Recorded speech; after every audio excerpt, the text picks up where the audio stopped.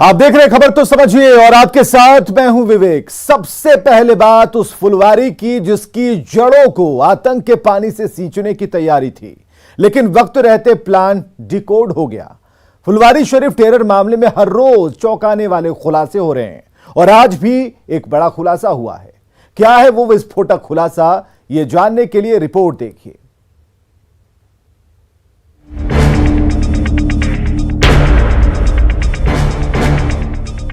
Phulwari Sharif terror module में हर रोज सनसनीखेज खुलासे हो रहे हैं। इसी कड़ी में मंगलवार को बड़ा खुलासा हुआ है। खुलासा ये कि संदिग्ध आतंकी अतहर परवेज के पास था नुपुर शर्मा का नंबर। अतहर परवेज के मोबाइल फोन में नुपुर शर्मा का नंबर सेव था। अतहर के फोन में नुपुर शर्मा के घर का एड्रेस भी था।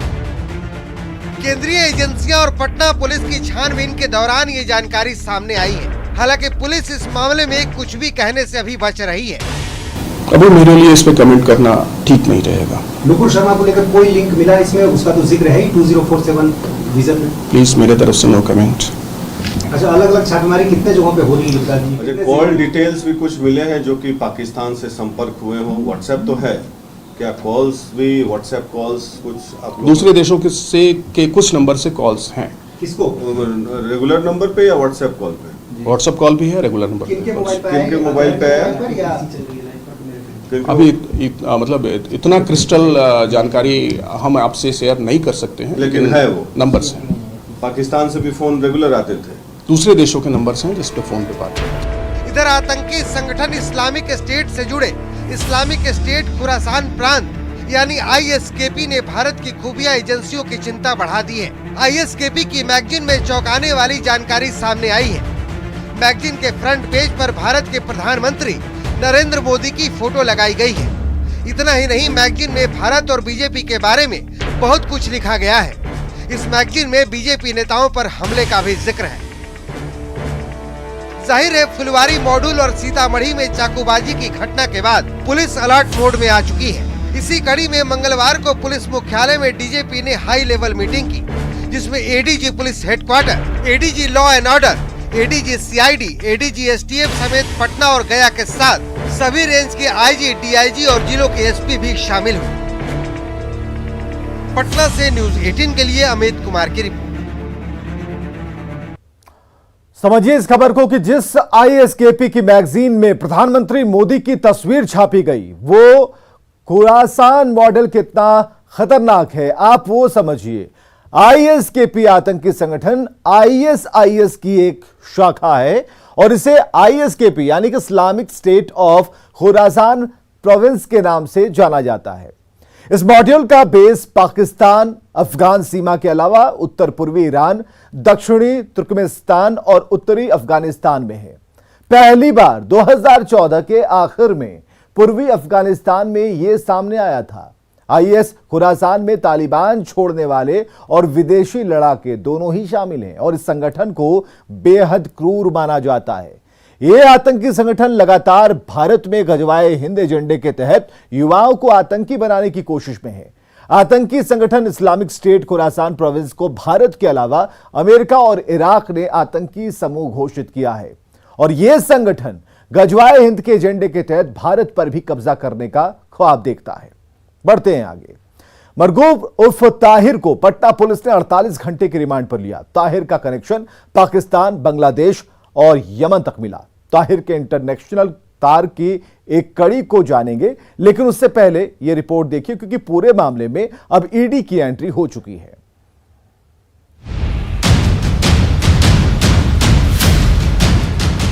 पटना पुलिस की गिरफ्त में साधारण सा कदकाठी का दिखने वाला ये वो शख्स है जिसके तार पाकिस्तान, बांग्लादेश और यमन तक जुड़े हुए हैं। नाम है मरगूब अहमद दानिश उर्फ ताहिर। ताहिर को पटना पुलिस ने 48 घंटे की रिमांड पर ले लिया है। आज माननीय न्यायालय ने मरगूब अहमद दानिश उर्फ ताहिर, जो गजवाए हिंद प्रकरण में जेल में है, उसको हम लोगों ने माननीय न्यायालय से पुलिस रिमांड के लिए मांगा था। माननीय न्यायालय ने आज से उसको पुलिस रिमांड दिया है 48 आवर्स के लिए। फुलवारी शरीफ टेरर मामले में अब ईडी की भी एंट्री हो चुकी है। फुलवारी शरीफ केस को अब ईडी ने भी टेक ओवर कर लिया है।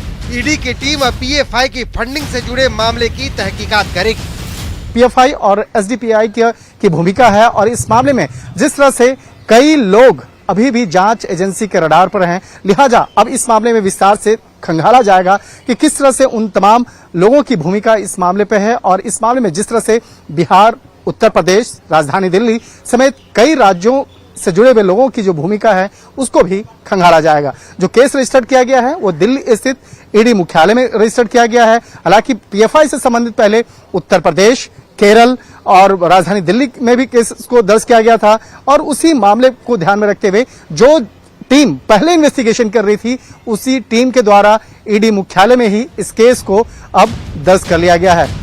पटना से आतंक के इंटरनेशनल कनेक्शन की जड़ें कितनी गहरी हैं? 2016 से पाकिस्तान के हाथों ऑपरेट हो रहे दानिश ने कितना बड़ा नेटवर्क खड़ा किया? बिहार को ही साजिश के लिए सॉफ्ट टारगेट के रूप में क्यों चुना गया? इसी का पता जांच एजेंसियां लगाने में जुटी हुई हैं। पटना से न्यूज 18 के लिए अमित कुमार और दिल्ली से शंकर आनंद की रिपोर्ट। जाहिर है ईडी अब संदिग्धों के इंटरनेशनल फंडिंग को खंगालेगी, क्योंकि जिस ताहिर को पुलिस ने रिमांड पर लिया उसके कई देशों से कनेक्शन मिले हैं। फुलवारी शरीफ से मरगूर उर्फ ताहिर की गिरफ्तारी हुई, जिसे अब पटना पुलिस ने रिमांड पर लिया है। ताहिर मूलतः गया का रहने वाला है और 2006 से 2020 तक यह ताहिर दुबई में काम करता था। 2020 के बाद से फुलवारी शरीफ में यह रह रहा था और लॉकडाउन की वजह से यह भारत लौटा था। ताहिर के कुछ रिश्तेदार पाकिस्तान के कराची में हैं। खबर यह है कि 2016 से ताहिर कट्टरपंथी संगठनों के संपर्क में था। व्हाट्सएप, फेसबुक, ईमेल से कट्टरपंथियों के संपर्क में ताहिर था और ताहिर के तार कट्टरपंथी संगठन तहरीक-ए-लबैक से है। व्हाट्सएप के जरिए गजवाए हिंद से जुड़ा था और गजवाए हिंद नाम से बने ग्रुप का यह एडमिन था। गजवाए हिंद ग्रुप में पाकिस्तान, बांग्लादेश के लोग इसमें शामिल थे। फैजान भी इसी ग्रुप का एडमिन था और फैजान नाम का व्यक्ति पाकिस्तान में है और ताहिर और फैजान लगातार एक दूसरे के संपर्क में है। व्हाट्सएप ग्रुप में लोग पाकिस्तान से जुड़े थे। ग्रुप में यमन के लोगों का भी नंबर है और ग्रुप आइकॉन में भारत का जो नक्शा है उसके ऊपर पाकिस्तान का झंडा लगा है। व्हाट्सएप ग्रुप के जरिए देश विरोधी गतिविधियां चल रही थी। सोशल मीडिया ग्रुप में राष्ट्र विरोधी कंटेंट डाले जाते थे। आगे बढ़ते हैं। फुलवारी शरीफ टेरर मामले में पुलिस ने अब तक 4 लोगों को गिरफ्तार किया है, जबकि पुलिस ने 26 लोगों के खिलाफ मामला दर्ज किया है। एक एक कर चारों किरदारों के बारे में आप जानिए। पटना के फुलवारी शरीफ के नया टोला से 11 जुलाई को पटना पुलिस ने अतहर परवेज और जलालुद्दीन को अरेस्ट किया था, लेकिन इसका खुलासा 13 जुलाई को किया गया। मार्शल आर्ट और शारीरिक शिक्षा के नाम पर साजिश की ट्रेनिंग दी जा रही थी। आईबी के इनपुट्स पर फुलवारी शरीफ की पुलिस की टीम ने देश विरोधी गतिविधियों में शामिल रहने वाले प्रतिबंधित कट्टरपंथी संगठन सिमी के पूर्व सदस्य अतहर परवेज और झारखंड पुलिस से रिटायर्ड दारोगा जलालुद्दीन को गिरफ्तार किया था। ये दोनों फिलहाल एसडीपीआई के सक्रिय सदस्य हैं और इनके पास से पीएफआई का झंडा, पंपलेट, बुकलेट और गुप्त दस्तावेज, इसके साथ 2047 तक भारत को इस्लामिक राष्ट्र बनाने के लिए मुहिम चलाने से जुड़े हुए जो पेपर्स हैं वो मिले हैं। तीसरा किरदार अरमान मलिक है, जिसे पुलिस ने पहले ही 48 घंटे की रिमांड पर लिया था और चौथा किरदार है नरुद्दीन जंगी, जिसे पटना पुलिस ने यूपी के लखनऊ से गिरफ्तार किया है। नरुद्दीन जंगी पेशे से वकील है और इस पर संदिग्धों की मदद का आरोप है। 14 जुलाई को अरमान मलिक को अपने कब्जे में लिया था। 16 जुलाई को अतहर और अरमान को 48 घंटे की पुलिस रिमांड पर लिया गया। सोमवार शाम 5 बजे इनके रिमांड की मियाद पूरी हो गई और जिन 15 जिलों में पीएफआई की तरफ से युवाओं को ट्रेनिंग दी गई, उनमें से 10 जिलों के नाम स्पष्ट हो गए। इनमें पटना है, नालंदा है, पूर्वी चंपारण, दरभंगा, मधुबनी, कटिहार, अररिया, वैशाली, मुजफ्फरपुर, सारण, ये नाम आए हैं जिलों के। लेकिन पीएफआई ने पूर्णिया को हेडक्वार्टर बनाया और आपको बताएं कि फुलवारी शरीफ के नया टोला से 11 जुलाई को पटना पुलिस ने अतहर परवेज और जलालुद्दीन को अरेस्ट किया था, लेकिन इसका खुलासा 13 को किया गया। 13 जुलाई को 14 जुलाई को अरमान मलिक को अपने कब्जे में लिया गया था। 16 जुलाई को अतहर और अरमान को 48 घंटे की पुलिस रिमांड पर लिया गया। तो ये एक खास जानकारी अब तक आपने समझने की कोशिश की है। फुलवारी शरीफ का जो टेरर मॉड्यूल है और गिरफ्त में जो 4 संदिग्ध हैं, जिन्हें संदिग्ध आतंकी कहा जा रहा है, इनकी पूरी कुंडली हमने आपको बताई। अब आप समझिए कि फुलवारी शरीफ मामले में अब तक क्या हुआ। बुधवार को फुलवारी शरीफ में पुलिस ने छापा मारा था। पुलिस ने 2 संदिग्ध को गिरफ्तार किया था। नाम थे उनके मोहम्मद जलालुद्दीन और अतहर परवेज, जिनकी गिरफ्तारी हुई थी। जलालुद्दीन झारखंड पुलिस में रह चुका है और दोनों पर पीएफआई के इशारे पर काम करने का आरोप है। देश के खिलाफ गतिविधि चलाने का आरोप है।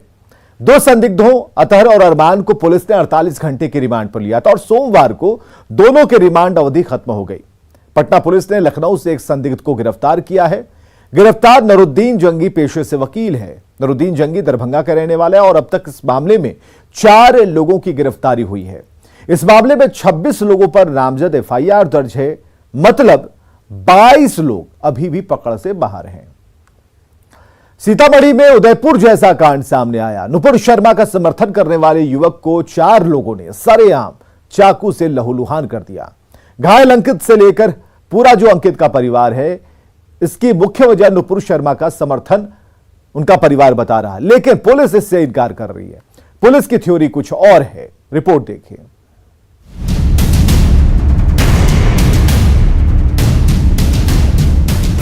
पान की दुकान है,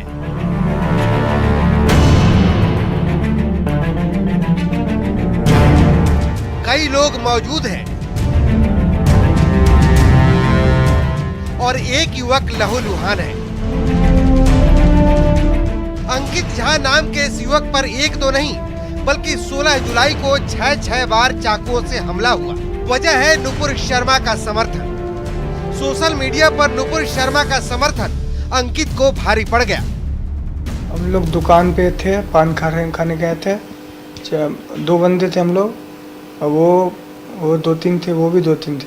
हम लोग नुपुर शर्मा का स्टोरी लगाए थे, हम ही लगाए थे। तो वो हम अपने पे बोल रहे थे कि हम स्टोरी लगाए हैं ऐसे ऐसे। फिर वो दोनों बोला नुपुर शर्मा का समर्थक है, बोले कि हाँ मैं। तो फाइट चलाया, फिर नहीं हम भी वो गलत वर्ड भी यूज किया, हम भी गलत वर्ड। फिर वो बोला कि फाइट चलाया वो, फिर हम भी चलाए, फाइट से नहीं जीता तो वो चाकू चला दिया पीछे से। नुपुर शर्मा का जो है वो देख रहा था वीडियो देख रहा था। 2-4 लड़के आए, वो अदर कास्ट के। वो जो है कहा कि क्या देख रहा है। कहा भाई वीडियो देख रहा हूँ। किसका देख रहा है? ये है वो है। तो कहा ये देख रहा हूँ नुपुर शर्मा का। उसने जो है कहा कि मुंह पर जो है सिगरेट मार दिया और जो है बदतमीजी बोलने लगा। तो लड़का जो है, ये भी लड़का जो है लड़ाई पीट हो गया दोनों का। 4 वो था, एक अकेला था ये लड़का जो है। फिर जो है एक लड़का जो है चाकू से गोद दिया, 6 चाकू मारा। चौक पर घूमने के लिए गया था बच्चा, वहीं पर 2-4 आदमी पहले से था। ये गया वहाँ पर नुपुर शर्मा का स्टेटस देख रहा था वीडियो। वो बोला क्यों देख रहा है? तो इसने बोला जो मेरा मोबाइल है मैं देख रहा हूँ। तो सिगरेट पी करके उसने धुआं कर दिया इसके मुंह पर। इसने बोला जो ऐसे क्यों कर रहे हैं? तो फिर 2-4 फैट लगा दिया। उसके बाद पीछे से आकर के उसने 6 चाकू वार कर दिया। दरभंगा के निजी अस्पताल में घायल अंकित का इलाज चल रहा है। अंकित अंदरूनी खतरे से तो बाहर है, लेकिन नुपुर के नाम पर बाहरी खतरे से खौफ ज्यादा है। उसकी तस्दीक कर रही है सीतामढ़ी के जाहिदपुर गांव की ये तस्वीर, जहां अंकित के घर पे ताला है और गांव में सन्नाटा। बहेरा गांव में स्थित यह अंकित झा का घर है और आप तस्वीर देख सकते हैं। इस घर में ताला लगा हुआ है और घटना जब मामला का संज्ञान पूरे जोर शोर से पर हो रहा है और न्यूज़ 18 ने इस खबर को प्रमुखता के साथ चलाया है, तो आप देख रहे हैं कि पूरे गांव में सन्नाटा छाया हुआ है। घायल अंकित से लेकर माता पिता परिजन दोस्त सब घटना के पीछे नुपुर शर्मा के समर्थन को वजह मान रहे हैं, सिवाय सीतामढ़ी पुलिस के। सीतामढ़ी पुलिस इस पूरे मामले को नुपुर शर्मा के समर्थन या विरोध के एंगल से देख ही नहीं रही है। वो इस पूरी घटना को महज सिगरेट के धुएं का छल्ला मान रही है। यकीन नहीं आता तो सुनिए। पान की दुकान पे 2 दोस्तों के बीच में परिचित हैं, दोनों हैं। आपस में जरा बहस हुआ पान खाने के लिए और सिगरेट पीने के लिए, उसी में छोटी मोटी घटना हुई थी। फिलहाल पूरे मामले में 4 आरोपियों में से 2 को पुलिस ने दबोच लिया है, लेकिन सवाल अपनी जगह कायम है। कि घायल अंकित और माता पिता के बयान के एंगल से पुलिस जांच करने से कतरा क्यों रही है। न्यूज 18 के लिए दरभंगा से चंद्रमोहन और सीतामढ़ी से राकेश रंजन की रिपोर्ट। और अब बात उस कैप्टन की जिसकी शहादत पर पूरा देश गर्व कर रहा है।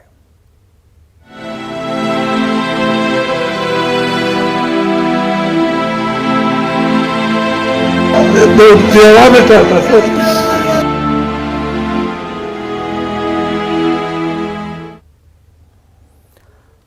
जम्मू कश्मीर के पुंछ में ग्रेनेड विस्फोट में शहीद कैप्टन आनंद का पार्थिव शरीर पटना लाया गया, जहां उन्हें श्रद्धांजलि दी गई। कैप्टन आनंद खगड़िया के परबता के रहने वाले थे। 10 जुलाई को ही छुट्टी के बाद लौटकर जम्मू कश्मीर गए थे, जहां ग्रेनेड विस्फोट में उनकी मौत हो गई, शहीद हो गए। आज कैप्टन आनंद का पार्थिव शरीर पटना लाया गया, उन्हें श्रद्धांजलि दी गई। जम्मू कश्मीर के पुंछ जिले के मेंढर सेक्टर में जब वे ड्यूटी पर थे, उसी दौरान ग्रेनेड विस्फोट हुआ, जिसमें कैप्टन शहीद हो गए। पटना पहुंचे कैप्टन के चाचा ने कहा कि आनंद ने देश के लिए शहादत दी है।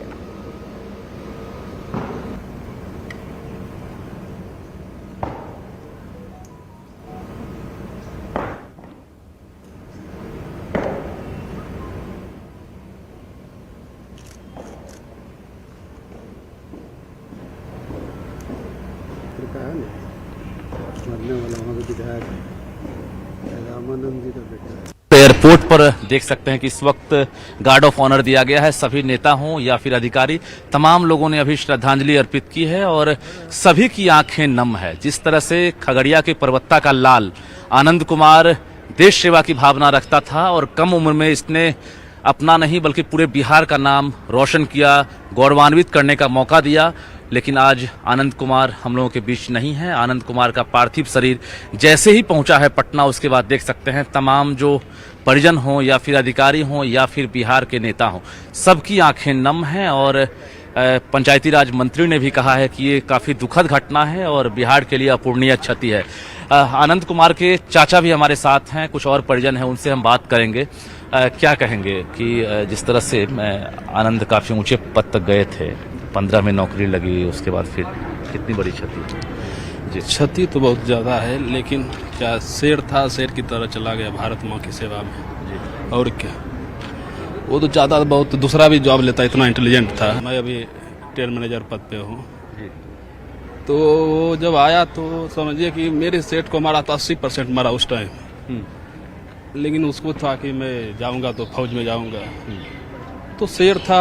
और क्या, भारत माँ की सेवा में गया जी। वहीं उनके छोटे भाई ने कहा कि वे भी सेना में शामिल होकर देश की सेवा करना चाहते हैं। बड़ी क्षति है ये। क्षति कभी बढ़ने वाली तो नहीं है, पर जाते जाते उन्होंने जो ये गर्व हमें दिया, माँ बाप का सर ऊंचा किया, हमारा किया। और खबरें लगातार जारी हैं, बने रहिए हमारे साथ।